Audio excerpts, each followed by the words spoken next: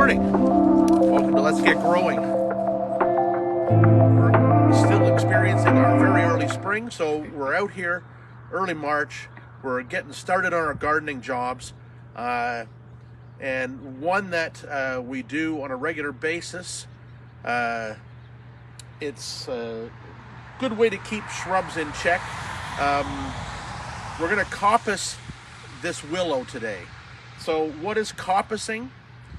Coppicing is a pruning technique used for centuries in woodlots and things like that, where you prune very heavily, and then the new growth that results from the pruning gives you very long, straight stems.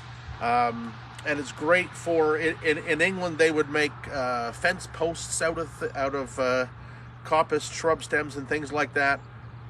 What we do for it here is we keep very vigorous shrubs in control, and in the case of things like the willows, like this guy, and dogwoods, the younger the stems are, the better the stem color.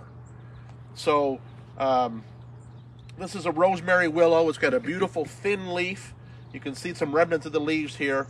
Beautiful silver foliage, but all this young stems are very dark red. So it's really attractive plant, but I don't want it to get any bigger than this. So last year at this time, we coppiced it. And then all this grew the next season. So what we're going to do again is we're going to coppice it back down. It's going to all come back fresh, give us beautiful foliage or stem color over the winter, but then still just take up the space that you're seeing here.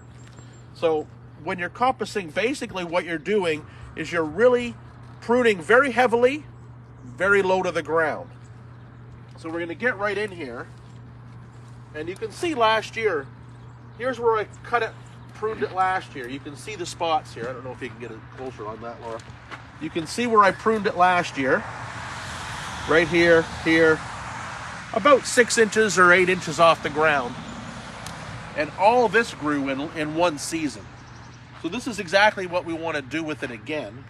So we're just going to go in, and you don't even need to be too sort of fancy where you're pruning. But we're just going to go in and take off all these shoots. We're not going to throw them away. We're going to do a couple of things with them. We're going to get rid of all these stems, just about where I pruned them last year.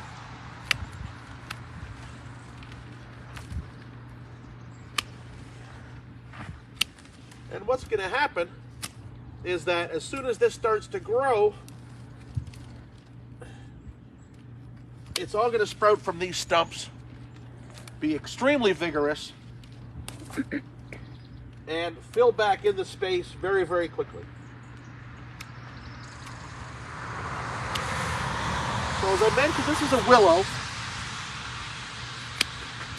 and you can do this with most willows. In fact, probably all, well, most willows, we'll say. You can do this with dogwoods, is a very effective. You can do this with smoke bushes, works really well. I'm gonna just come in here a little bit more, get right down in these guys here. You don't need to be too fancy about where you prune, because it's going to all be hidden anyway.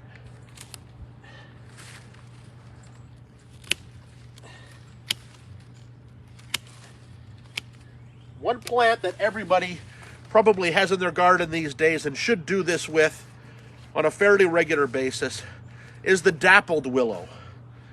So the dappled willow is another nice short willow like this, where all the new growth comes out white, and then slowly over the season turns pink and green and white. So you get this wonderful tricolor variegation. If you leave that willow to grow, it'll get quite big, 15 feet by 15 feet. and you'll lose all that variegation except for just the newest growth. When you coppice a willow like this, then that dappled willow is throwing up all new growth. So it's extremely colorful and looks good the whole season, and then stays in a tidy size. Makes it much easier to deal with. So it's an excellent one for that. So I'm not going to continue because you don't need to watch me just sit and prune all these branches off. But you get the idea. This is what we're going to be left with. That low pruning. And then we're going to have lots of stems. Now, what do you do with these stems? Well, you can actually have lots of uses.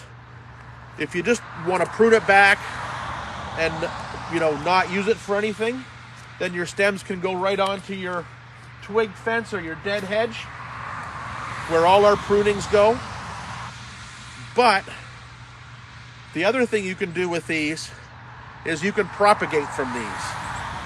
These are basically hardwood cuttings, and even if you just take these and put these in a bucket of water, they'll all root, or most will root. And then you can plant out, you can make a hedge of silver willows, whatever you want. The other thing you can do with these is, if you've watched previous shows from last season, you saw us start to build our willow tunnel. And this is how the willow tunnels, this is how the wood for the willow tunnels and willow igloos and things like that are created. The plants are coppiced. The stems will grow 6 to 8 feet in a season. And then you take them as cuttings, stick them in the moist soil without any roots, and away you go. We'll look at our tunnel in another show, but lots to do there. If you want to get into basket weaving or wattle fence making, this is what you need. These are the pieces that you need. So you can do all sorts of stuff with these willow shoots when you take them off. And then you're going to have a willow that stays in a nice compact size. So I'm going to go back here just really quickly, because you can see I've got this one over here that I left quite long. So rather than just nip them all off at the ends here, I can actually even go back a little further and cut that main piece and take that whole thing off as well. And then right from that cut, it's going to do just this again. Tons and tons and tons of shoots from that heavier stump there. So you don't have to just coppice these thin pieces, you can take off full sections. So like I said, this is a great thing to do with willows. You can usually do them every year. Dogwoods, maybe every other year. But you'll get that wonderful, bright red or black or yellow stems when you do the dogwoods, because you're taking away all the old stems that turn to woody bark. So you want to avoid that. Keep the top of the plant young, and you get the best bark color for the winter, for the early spring garden. So it's a great way to do it. Have we got any questions coming up today, Laura? Well, one question about your YouTube channel. Yeah. So can someone get the show live on YouTube? No, the shows aren't live on YouTube at the moment. We take this show and then we transfer it over to YouTube. How long does that take, Derek? 2 hours. Are we still working on last week's? We're still working on last week's. Still on last week's. Derek does it in his spare time. So we get them out. So usually by the next week, we'll have the previous week's shows out there. Any other questions? There's a couple. Sure. So your good Fred is online. Hey, Freddie. And he would like to know, if you could talk to plants, what would you ask them? If I could talk to plants. He does. I mean, I do talk to plants. Hopefully they don't answer me back. When that happens, then we got a problem. Anything else? Yep. Do Hoyas need 2 plants to bloom? And if so, do they have to be the same variety? Do Hoyas need 2 plants to bloom? Well, I think people get caught up in a misconception sometimes about needing multiples of plants. And no, A Hoya doesn't need 2 plants to bloom. In fact, no plant really needs 2 plants to bloom. In some cases, plants need 2 plants to pollinate the flowers of each other. In some cases, that could be, give me a plant that's got male and female. Kiwi. Kiwi vine or holly. You will get separate plants have male or female flowers. They're both going to bloom, but only the female plant is going to get berries because it has to be pollinated by the male plant. So there's that way. And then the other one is something like a begonia that has male and female flowers on the same plant, and they're separate flowers that have to pollinate each other. Also, you'll get into plants that are called self-sterile. So an echinacea, for example, is self-sterile. If you had one echinacea plant and there was no other echinaceas for hundreds of miles, your one echinacea plant would never produce viable seed. It needs another clone or another completely genetically separate echinacea plant nearby for bees to move pollen back and forth. But the plants will still flower. Now, getting a Hoya to bloom, that can sometimes be a tricky situation. If you've grown Hoyas for a while, or you have a Hoya carnosa in your house, and you see those long stems come off that are virtually almost leafless or have a pair of leaves, and then the next pair of leaves is here, and the next pair of leaves is here. Well, at the end of that stem at some point, you're going to get flower buds. Now, I think sometimes people might have the idea to, oh, you don't like those long stems, so you cut them off.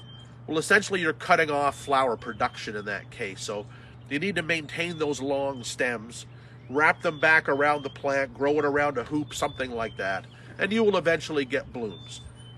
Now, Hoyas can grow in extremely low light, so if you're not getting bloom, you might want to brighten it up a bit, get a bit stronger light, and then you'll get flowers.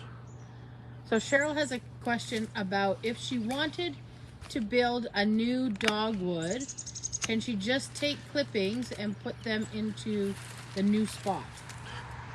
Dogwoods will work pretty well. Willows are exceptionally well. You could just literally take that as a cutting. Same with dogwoods. Try it. You know, what I'll do with these is I probably won't leave these all this long. I'll probably gather up a bunch of pieces like this and take those as cuttings. Sit them in water. These will sprout in water. The dogwoods might as well. I've done it. We did it. We did it at Christmas time. I clipped a few sprigs of dogwood stems from a bundle of red dogwood that I bought. We put it in a little vase in the house. They rooted and flowered. I didn't do anything with them, but it worked. So same sort of idea. Now's a great time to do it. Also, if you can handle hardwood cuttings in the wintertime, you can do them then. But these will actually root, even if I stick them into moist soil or just keep them in water and let them just do it naturally and then transfer them over. You can do it. Dogwoods will work the same. Mary would like to know, when, how much, and where should I trim my smoke bushes and 9-bark bush so I don't lose privacy that their current height provides? Well, here's the neat thing about coppicing. You can do it low like this and get a plant that goes here, or you could coppice it at this height and it'll send up good strong shoots from this height. Smoke bush definitely. 9-bark. 9-bark's a little bit different growth habit, but we've done this method with 9-barks, keeping them quite low, and then they'll grow 6 or 8 feet in one season. But if you want to keep that privacy, then look at your smoke bushes and try coppicing them at 4, 5, 6 feet, and then you'll get this massive growth at this height. So you don't always have to do it low to the ground. You can do it higher up. All right, that's it for the questions at the moment. All right, that's it for the questions for today. Excellent. Oh. Whew. That was a big one. So, are we going to open our little package here today? We are. Now, Laura? Okay. Jeff got Happy Mail. I'll leave this for now. We'll finish cleaning that up after. We'll come over to our package. So if you follow... Whoop, that little leg started to droop there. If you follow the horticulture scene on Instagram and Facebook, you probably have seen the name Florette's Flower Farm. There we go. Perfect. Florette's is in Oregon, right? No, Washington. Washington State. Skagit Valley, beautiful part of the world. They started out as a specialty cut flower grower. They've actually now been helping other specialty cut flowers growers build their business. They've also been breeding their own strains for cut flower use. And this year they offered their first seed offering of some of their new strains. So a couple of weeks ago they had a sale, and we broke down and ordered all their new introductions. So we've got quite a few zinnias, celotias, and dahlias from Florette's breeding programs. And I'm just opening the package there now. There's their little handbook on starting their seed. This gives you a great idea of what the colors are like from their zinnia strains, which are just outstanding. I'll show Derek over here too. Absolutely outstanding. So it's color ranges that we were just so taken by. We really wanted to try them. So we've got our seed order here.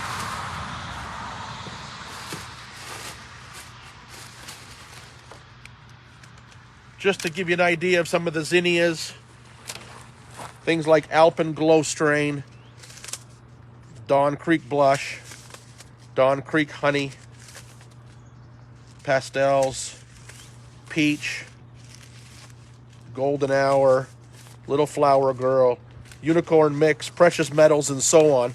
Wonderful, wonderful color strains of zinnias. Big flowers, excellent for cutting, long stems. They're going to be a lot of fun to grow. The dahlia mixes as well, basically bee pollinated from their breeding stock. So you get a range of colors, mostly the collarettes and other shapes. So there's lots of interesting ones there as well. And then they're tall celotias for cutting, which are unbelievable for cut flowers. But what I like to use them for is I like to use them in big plantings mixed with bananas, canna lilies, other bold foliages like that, and give a really cool sort of tropical feel. So in the wheat types, the crested sort of brain types, really amazing colors. Lots of I'm just really excited about growing these. And of course, because we got the whole collection, we're going to have way more than we need. So what we're going to do is we're going to germinate all the seed, pot them on, and have them available to sell in 4-inch pots this spring.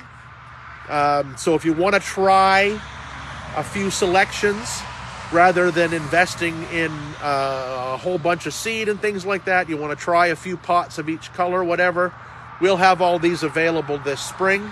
They'll be listed on our website for pre-order. We'll do that in the next couple of weeks. And then we'll see how the germination goes, and then we'll have them available for pre-order. So if you've been in love with some of the new zinnias that have come out over the last few years, I think these are, probably some of the best, some of the most cutting-edge varieties available right now. And this is the first time they've been released, so you'll be able to get your hands on a few first-time really special plants. So keep an eye open for that. Watch the website, and we'll have more information about those up a little bit later. And Paula just wants you to repeat where the order came from. So this is from Floret's Flower Farm. So Floret's is Florets.